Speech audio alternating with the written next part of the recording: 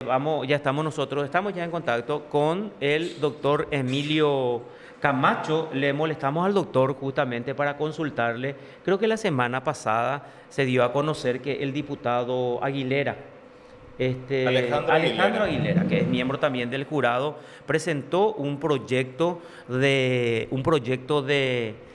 ley para establecer un plazo a fin de que la Sala Constitucional se expida con relación a las acciones de inconstitucionalidad que se presentan. Doctor Camacho, muy buen día. Un gusto hablar con usted siempre. Carlos, buenos días. Está contigo el compañero. Elvio. Buenos días, Elvio. Un Saludos, placer doctor. Un a las placer. órdenes. Órdenes, Bueno, sí. por si hayas leído, por si hayas visto esta propuesta del diputado Aguilera, doctor, que quiere establecer esa propuesta, un plazo para que la Sala Constitucional se expida con relación a las acciones de inconstitucionalidad. ¿Cuál es tu visión? ¿Cuál es tu postura con relación a este punto? No, primero una aclaración. La propuesta es que si no se pronuncia en 30 días, se considera rechazado. Así luego ya, o sea, automáticamente. ¿Cómo queda así? Porque habla un plazo de 30 días. Y entonces establece como plazo máximo para que se pronuncie. Porque si fuera 30 días, está hoy en el actual Código Procesal. Es 30 días con una consecuencia. Entonces, en ese entendimiento, que es lo que leí a través de la prensa, yo creo que la intención del proyecto es muy positiva. Busca intentar resolver el famoso tema del amor o la lentitud. Sin embargo, en mi opinión, incurre en un error muy grave. Vamos a lo concreto, a lo concreto. Aprobada esa ley, lo primero, si yo fuera ministro de Corte, lo primero que haría era plantear la inconstitucionalidad de esa ley y sería claramente inconstitucional. En primer lugar, porque violaría atribuciones propias de la Corte Suprema de Justicia, por irracional, por no ser razonable. O sea, sería una ley arbitraria, porque sería además de cumplimiento imposible. Imagínense que la Corte se pronuncie en 30 días con los miles de expedientes. Pero no solamente por ese lado, también por el lado de nos perjudicaría enormemente a los abogados, porque primero la Corte tiene varios recursos. En primer lugar, pueden declarar que es contraria a la Constitución. En segundo lugar, la Corte puede recurrir a una potestad que no se le puede negar para decir qué caso estudia con prioridad. Y en el resto de los casos, porque la Corte puede interpretar esa ley viene consigo detrás con el fantasma del mal desempeño, entonces rechaza masivamente indímite. Es decir, la ley estaría consiguiendo el efecto contrario a lo que yo creo justo, que es que la justicia es efectiva y cumplir en un plazo razonable. Sería todo lo contrario. Entonces, en mi opinión, eh, estoy seguro que eso sería el efecto. Y es más, quien fuera ministro de Corte va a tener que hacer eso. O se va a poner la guillotina, va a poner la cabeza en el cadalso para que en menos de 30 días tenga 60 denuncias de mal desempeño de funciones porque no cumple ese plazo de 30 días. Es la consecuencia nefasta que la misma ley aplica a no cumplir ese plazo. En segundo lugar, quiero señalar que también nosotros hemos estado muy afectados, el ciudadano. El ciudadano. Ujú. Si mira, en febrero, en marzo del año pasado, la sala penal, de una publicación oficial, la sala penal publicó su estadística donde informaba la sala penal, febrero, marzo 2024, de forma oficial, alzado en las redes, que ellos rechazaron el 87 u 88% de los recursos del plenario de casación in limine, sin estudiar al fondo. Están muertos. Entonces, esa situación tampoco tiene en cuenta este proyecto. Esa va a ser la respuesta de la Sala Constitucional si se pretende forzar soluciones unilaterales y en contra del sistema. En tercer lugar, yo creo que si se busca eso, Primero, una respuesta teórica general, doctrinaria sería hagamos un código procesal constitucional. Pero ni aún así, ni eso es necesario. Nosotros tenemos, mire, mira Carlos y audiencia, el Código Procesal Civil tiene 14 artículos nomás que tratan la acción de inconstitucionalidad y dentro 14 artículos. Y para la excepción tiene 9, 10 artículos, si mal no recuerdo. O sea, no pasan de 30 artículos lo que tiene que estudiarse para resolver o intentar resolver sistémicamente el problema de la morosidad. En tercer lugar, argumentar que el problema de la morosidad de la Corte es un error, sí, para mí un error enorme, un error tremendo. El problema de la morosidad, y esto no es ninguna exageración, es un problema sistémico. Ahí tenemos médicos, abogados, jueces, camaristas, fiscales. Después de está la Corte. ¿Cuánto la Corte tendrá hoy? Tendrá 3.000, 4.000 acciones pendientes de resolución. ¿Cuántos juicios hay para hoy? Decenas de miles. Entonces, argumentar que eso combate la mora no solamente es equivocado, sino no responde a la realidad. O sea, es un argumento falso. No se va a resolver así. Bueno, y Vamos a además, pagar. sí, además, doctor, dijiste que eso sería de cumplimiento imposible. La ley Sí, sería pero de quiero cumplimiento en ser la práctica. en la práctica. Peor, la Corte va a tener que defenderse. Se van a suicidar los 3 ministros y los 9 ministros. Y van a hacer lo que yo digo. Si yo fuera ministro de Corte, lo primero que haría era eso. Un masivo retraso en mí para que no me diga que tengo retraso o retardo o morosidad. Es motivo de mal desempeño. Por eso digo que el que va a perder va a ser el abogado, lo que defendemos la garantía de nuestros clientes en los tribunales. Nunca por el sistema judicial. Ese para mí es el error más grave en que incurre la ley. Y quiero redondear con esto. Y también mata, ese proyecto sí mataría la garantía constitucional. Tenemos nosotros 4 garantías, al menos definidas como garantía: acción, amparo, a las corpus, a las datas. Si a la principal garantía, que en mi opinión es la acción, le aplican este tratamiento, y bueno, esto lo digo con conocimiento de causa y de experiencia, va a ser la muerte de la acción de inconstitucionalidad. O La sea, Corte va a tener 5.000 y va a agarrar 10 y el resto rechaza y va a tener una Corte impecable que cumpla los plazos. Esa realidad no contempla. Por eso digo que nos pasa 14 artículos cuando el Código Procesal Civil habla de la acción y creo que 6, 7 artículos de la ley 609. Nos pasa de 20 artículos lo que hay que leer para intentar una respuesta a lo planteado por el diputado. Esa es mi opinión sobre el proyecto de ley que abre un gran debate, el de la mora judicial. Y ahí que en la mora todos somos responsables. Equivoca el Poder Judicial si pretende atribuir a los abogados la responsabilidad de la mora. Que jamás podemos ir a mora que un abogado recurra a las garantías constitucionales. Eso hace a la dignidad, digamos, la Constitución, artículo 1, a la dignidad humana. Esa garantía está para proteger al ciudadano, no para proteger al sistema judicial. Una lectura al revés que llevaría a que un juez diga, digamos, que el uso de la garantía es chicanería, mala fe, etc. No sé, tal vez con San Pedro, cuando estemos muertos, puede aplicar o no mala fe. Por mientras tanto, el uso de una garantía. Y en segundo lugar, los abogados tenemos una gran responsabilidad categórica, los jueces, mucho más que la. Pero acá además el impacto apunta mal. La Corte no tiene muchos colegas me pueden enfurecerse con esto. La Corte no tiene gran responsabilidad en materia moral judicial. Tal vez el Consejo de Superintendencia.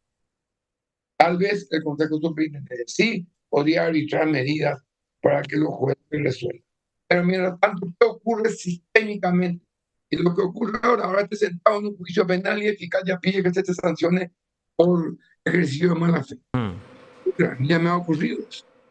Dice, recuerda, Corte está acordada, le recuerda al juez la acordada 1808, 1815, y ya presume la mala fe del abogado que planteó una recusación o una impugnación procesal. Entonces, hay que tener mucho cuidado. Yo creo que ese proyecto de ley no debe aprobarse. Bueno, ¿y cómo vemos? Y Porque, sí, adelanto, va a ser mi opinión.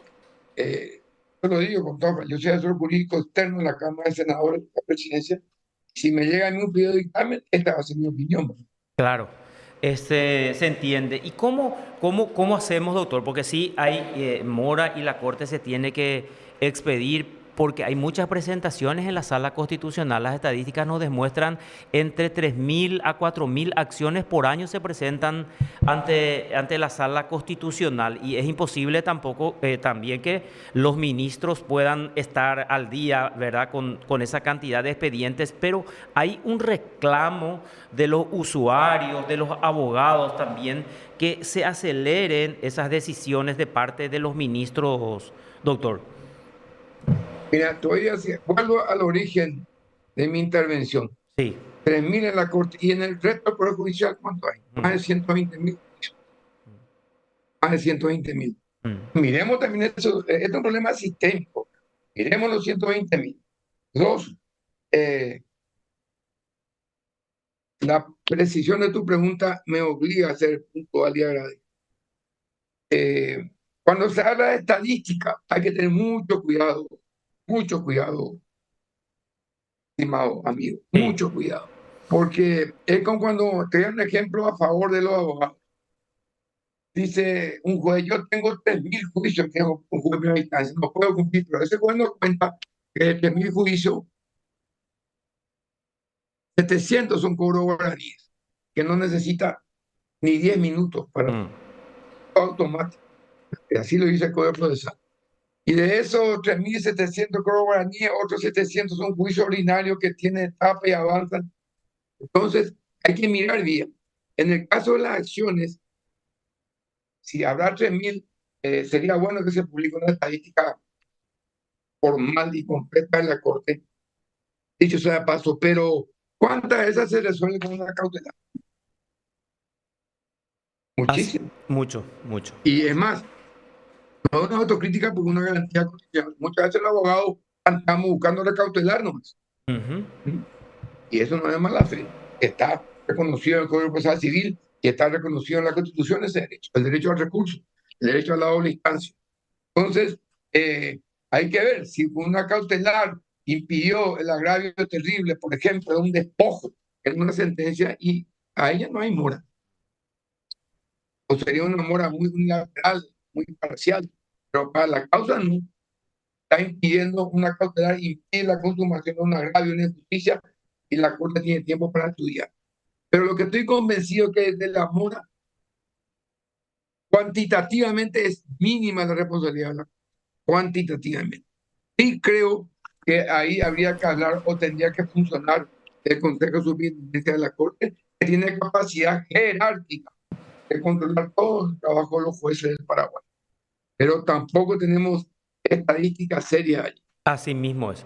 Estoy mirando una entrevista que había hecho en septiembre del 2023 a la ex camarista María Mercedes Bongermini y este material titulé "Es imposible absorber la cantidad de conflictos, por ende va a haber mora. El Poder Judicial necesita reorganizarse, rehacerse. En este momento la cantidad de conflictos supera ampliamente las posibilidades sistémicas de absorción de casos", decía la camarista María Mercedes Bongermini hace 2 años atrás que le hicimos entrevistas y después en otra parte de esta conversación señalaba que hace 2 años si te tomaban medidas, dice que en 10 años posiblemente el Poder Judicial mejore. Ella indicaba cuáles son las medidas. O sea, hay demasiados casos, demasiados conflictos que se presentan diariamente en todo el Poder Judicial, según nos decía la doctora. ¿Usted comparte esta postura o tiene otra visión, doctor Camacho? No, yo no comparto. O sea, bueno, evidente que es sistémico, pero eso no dice nada, no No. responde al problema de llover sobre mojado. Claro que es sistémico, claro que todos tenemos responsabilidades, juez, ministro, abogado, cliente. Desesperado un cliente te dice, y atender bien lo que te dice, que perdiste en 2 instancias. Y vos estás convencido que hubo una injusticia en ese país. Para empezar a lidiar con este criterio dominante que normalmente las salas son pasibles a confirmar lo que cuando, cuando el fallo de apelación confirma el primer instancia, primer drama. Pero vos estás convencido que se violó el debido protesto, tu derecho, etc.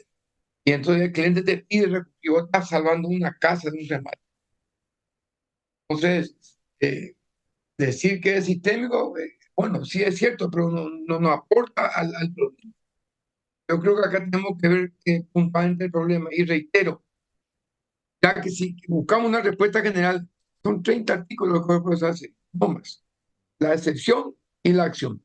Y ahí vamos al 609, a la ley 609, no pasa de 7 artículos. Yo te diría una respuesta general, se resuelve con un código procesal constitucional. O sea, se aminora enormemente el problema. Pero eso tampoco es una respuesta seria, ¿verdad? Porque usted me pregunta algo concreto. Y mi respuesta concreta a este problema como abogado que ejerce la profesión es que es un error que esa ley va a agravar. Esa ley, la Corte lo primero que va a hacer es declarar inconstitucional o rechazar masivamente y eso puede hacerlo, eso no hay ley que pueda negarlo. Entonces, es un tema delicado que sí nos obliga a estudiar por lo menos un código procesal constitucional, que tampoco es en sí una solución. Ahora yo creo que la parte, indudablemente decir es sistémico, bueno, claro que es cierto, pero hoy yo creo que tiene que trabajar mucho más el Consejo de Superintendencia de la Corte viéndolo. Se trabajó ahora sobre el abogado, es una acordada de 1812 de carácter draconiano. Usted sentado y ya el fiscal advierte al tribunal que vos canalices y vos tenés mala fe o no por incidente que presentar. Y me ocurrió hace 7 días. Y yo le respondí a ese fiscal, esa fiscala, que lea el Código Procesal Civil, que el artículo 69-70, aplicable supletoriamente al proceso penal, dice que los abogados merecemos el mismo trato en dignidad que los jueces. Nadie aplica ese artículo. El abogado gigante merece el mismo trato en dignidad que los abogados. Le recordé a la fiscalía a través del tribunal, obviamente, y le recordé que ya está violando el principio de inocencia presunta. Dicen no. Entonces, sí es grave porque así como la solución no es decir es sistémico, tampoco la solución es decir todos los abogados ejercen la profesión de sí. Yo estoy convencido, y la Corte de Investigación, que ese 89% que rechazó la sala penal no son los 89% abogados burros, que te rechazan indímene o no cumpliste ni siquiera los requisitos de forma. O son todos de mala fe, o son todos bandidos. Creo que no, porque no todos los abogados son burros, ni tienen mala fe, ni son bandidos. Entonces, también hay una responsabilidad del Poder Judicial de la Corte que estudie en el fondo la cuestión cuando se plantea. El caso indímene es terrible porque mata la garantía constitucional. Está muerto. ¿Por qué está muerto? Porque el Código Procesal Civil, en un artículo, dice que los fallos de la Corte Suprema de Justicia, cuando eso hablaba solamente de Corte, había salas, 1987-86, Código Procesal Civil, son irrecurribles, incluso de inconstitucionalidad. Eso se repite en la ley 609, donde también son irrecurribles los fallos de la sala. Y acá digo un mensaje, una opinión. Fatalmente la Corte, la sala constitucional de la Corte o el pleno de la Corte. Es decir, en nuestra Constitución, según el artículo 259.5, el pleno tiene competencia en materia de constitucionalidad. Y según el 262, la sala constitucional. Ni la sala civil ni la sala penal tienen potestad para declarar una ley o un fallo inconstitucional. No pueden anular por argumentación falsa, aplicación incorrecta de la ley, etcétera, pero no puede decir esta ley es inconstitucional o este fallo es declarar inconstitucional. Anular puede hacerlo, la sala civil revoca. Por lo tanto, ese artículo que dice que los fallos de la sala penal y la sala civil son irrecurribles, incluso de inconstitucional, es totalmente inconstitucional. Entonces, lo que hay que hacer es suprimir una sala constitucional. Que de hecho sea paso la única sala creada en la Constitución. Eso se debatió mucho. Entonces, ¿para qué está la sala constitucional? Tiene sus atribuciones en la Constitución, en la Ley 109, en el antiguo Código Procesal Civil. ¿Cómo hacer? ¿Cómo un fallo de la sala no va a poder atacar de la sala civil? No va a poder atacar la inconstitución. Y en la sala civil llegan, por ejemplo, trabajando en tercera instancia. Un fallo en primera instancia, en segunda, y ahí se habilita llegar a la sala civil. Y si está un fallo contrario a la Constitución, ¿cómo va a quedar firme eso? Bueno, pero el pleno de la Corte. Ahora, actualmente y desde hace rato, la ley no permite eso. O sea, claro, el artículo 17. Sí, exacto. 17. Bueno, entonces no permite, y usted dice entonces 17 dice claramente irrecurrirá la resolución. Exacto. La ley, no la Constitución. Exacto. Entonces, el artículo 5 y pico del Código Procesal Civil, que es preconstitucional. Bueno, entonces usted, su postura entonces Pero eso es muy teórico, le dejemos eso, sí. Muy teórico. Yo quiero centrar en el tema. Esa propuesta de ley va a traer mayor perjuicio para el judiciario, o sea, para los ciudadanos que recurren, y mayor perjuicio para los abogados que representamos intereses de nuestros clientes. El efecto contrario. Esa es mi opinión concreta. Correctísimo. Doctor, y para ir terminando, agradeciendo tu tiempo, tu visión general del Poder Judicial, ¿cuál es? Y del Ministerio Público, como gente que conoce, como jurista, como no es desde el despacho nomás, sino también estando en el tribunal, recorriendo la fiscalía, en la práctica diaria también, ¿cómo vos ves actualmente nuestro Poder Judicial y nuestro Ministerio Público? Yo no voy a dar una opinión general, pues esto requería mucho más tiempo, es muy fácil, si está bien, está malo, trabajar yo de genio y decir, es una vergüenza. No. Y quiero dejar una preocupación. La preocupación como abogado que ejerce la profesión es este rumbo que yo estoy notando, la propensión que el Poder Judicial sí pretende atribuir o atribuye luego la responsabilidad exclusiva de los abogados en la mora judicial. Eso no es cierto. Eso lleva a que te aperciban, a que te amonesten, y basta con mirar la historia, eso sí, judicial del Paraguay. Vean ustedes entre 1950, eso te digo al año 2015, ¿cuántos abogados percibíamos en Estado de Sitio? Mínima cantidad. Ahora se está volviendo costumbres. Y volviendo costumbre porque se olvida que el abogado, cuando recurre ante la Corte, está utilizando garantías constitucionales.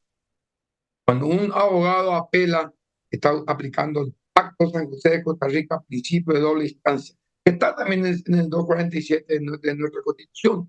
Que el Poder Judicial es Corte, Tribunal y Juez. Y eso no dice para que puede ser los porteños limpios. O sea, dice, estas tres instancias vos tenés para tu tutela judicial efectiva. Entonces, esa es mi preocupación concreta. Y lastimosamente no existe para hoy el colegio de abogados, o sea, no existe la colegiación obligatoria.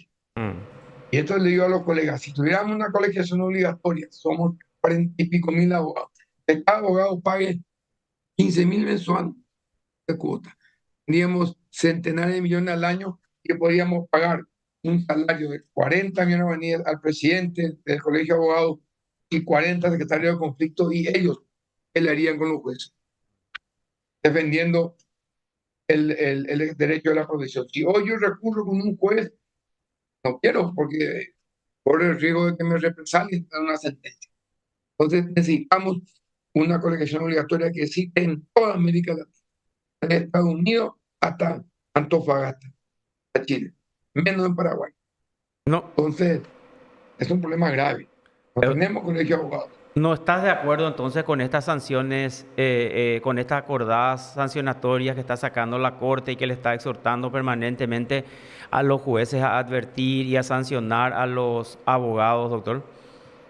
Mire, yo tengo una resolución de la sala penal donde recusé a 2 magistrados, convencido.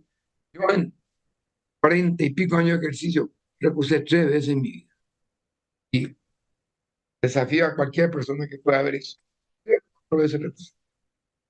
Esta vez recusé a un tribunal de apelación y va a la sala penal y rechazan, está bien. Voto 1, perfecto. Voto 2, se adhiere. Y voto 3, le recuerda al juez, como si el juez no conociera el derecho. Parte un agravio, porque le dice, uno de los votos le dice, juez, mira en este artículo que habla del ejercicio de mala fe. Se le está diciendo al juez, lo hubiera percibido este abogado. Ese criterio que así a mí sí me preocupa, porque nadie quiere ser percibido. No vamos a apelar más, no vamos a recurrir más. Entonces, fíjate, con una afirmación general en que un voto le dice, fíjate en el juez, este artículo que habla de manos, los otros no, sino simplemente revocaban porque se no hicieron lugar a mi reputación, porque consideraron que no estaba correctamente fundada, y está bien, eso es la ley del derecho, la ley del proceso. Pero un voto le dice, mira, no por eso. Le dice, Congreso tendrá más, cuando mala fe. Y dice nomás. Entonces, primera pregunta, ¿quién miente entonces? ¿Dos votos o es un voto? Los 3 votos fueron por el rechazo. Claro, millones. No se le va a la recusación. Sin embargo, de manera gratuita, innecesaria, un voto le dice, lo hubiera sancionado. Tiene el abogado que va a ejercer la profesión tranquila. Y te habla un abogado que en toda su vida recusó 3 o 4 veces. Ya que tengo muchos años de ejercicio. 3 o 4 recusaciones. Y en la tercera que hice, me responde eso. Y por eso digo, también tiene que trabajar acá el Consejo de Superintendencia en la Corte Suprema de Justicia. Yo quiero hacer algo positivo y porque yo creo que no se puede atribuir a la Sala Constitucional mora. La mora es enorme en todo el Poder Judicial. Hemos llegado a un punto así. Y reitero, no tengo estadísticas. Yo te puedo asegurar que hoy hay más de 60.000 juicios para acá. Eso de 60.000, ¿en cuánto hay mora hoy mismo? Y de esos 60.000, ¿cuántos están en la sala? Entonces, no tienen ni siquiera soporte estadístico para pretender centrar en un tema. Sí, mi opinión muy particular, algo puede aportar un buen trabajo de superintendencia, sí sería positivo. Pero estoy convencido, pero hay que tener cuidado, porque en la medida que nosotros presionamos, podemos perder. La corte, ninguna corte no se va a suicidar. Entonces, muy simple, para este proyecto de ley, termino con esto. Yo, ministro de corte, lo que haría la corte, rechazaría todo en mí. Y me plantean eso para 6 meses, decir, mira, tenés 1000 acciones y ninguno resolviste en 30 días. Una locura. Correcto. Doctor Camacho, muchísimas gracias y un gusto hablar contigo siempre. Muy amable, que tenga un excelente fin de semana. Igual a ustedes y hasta siempre. Nos vemos. El doctor Emilio Camacho, entonces, él vio para él esa acción, esa propuesta, ese proyecto de ley que va a establecer un plazo de 30 días y si la Corte no se expide, ya significa un rechazo in limine de la acción, es absolutamente inconstitucional porque va a ser una ley arbitraria, va a ser perjudicial desde su punto de